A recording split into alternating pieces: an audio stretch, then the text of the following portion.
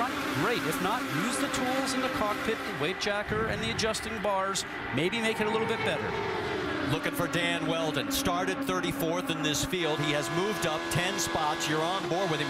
And one thing he was worried about going into this race was all that dirty air created by 34 cars. But right now, the position he's in, he actually has a small advantage because everybody else is opening the air up in front of him. And he, oh, here we go. Trouble, contact, and a huge crash. Oh. Up in turn number 2. Oh, multiple cars involved. Oh, my. It looks like Dan Weldon may be involved in it. And Eddie, you and I spoke about this morning on the drive-in. Just this amount of cars, the speed, just the chance for what they call the big one. And what happens in conditions like that, when you're, even if you're 300 yards behind that, you cannot stop these cars. The only option you have is to try to avoid it, and it was impossible to avoid anything there. And you saw Will Power, his car involved as well. My. What a mess. That's Townsend Bell that was, I think his car was up on its side there, the 22. 15 there of Jay Howard. An additional entry, excuse me, is that the 19 or 15? I can't see with the sun shining there. Some of the car is broken. They're showing that as Alex Lloyd, the 19. It is the 15 of Jay Howard. Yes. One of the cars actually flew for about 200 yards in the air. Red flag is out here at Las Vegas Motor Speedway on lap number 12. And from high above, you can see the carnage.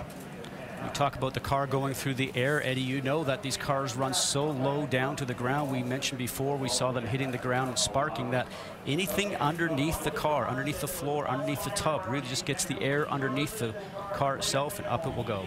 We saw J.R. Hildebrand out of his car.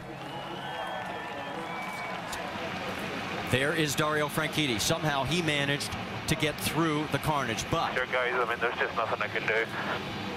Will Power did not. 10-4. They are going to stop you at pit lane on the right-hand side. They want the drivers to stay in the cars. What Franchitti was alluding to is there's nothing he can do avoiding the debris that's on the track. Well, there is debris everywhere. You can see just how many cars are literally torn apart. And this was the one thing, and there is the 18 of James Jakes. Now, he had a crash early in practice on Friday. That is actually a KV Racing backup car that they put together for him.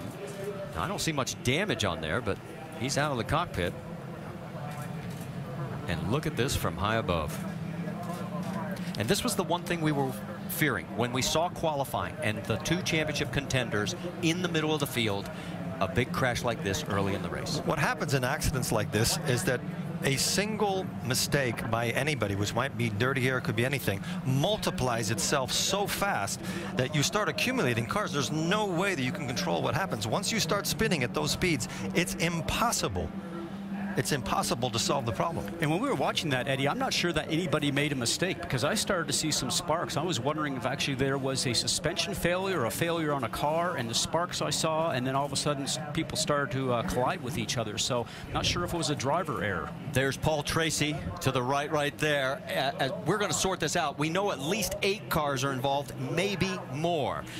So stay with us. We'll go side by side, and it's only lap 13. And we've already had a huge crash here at Las Vegas.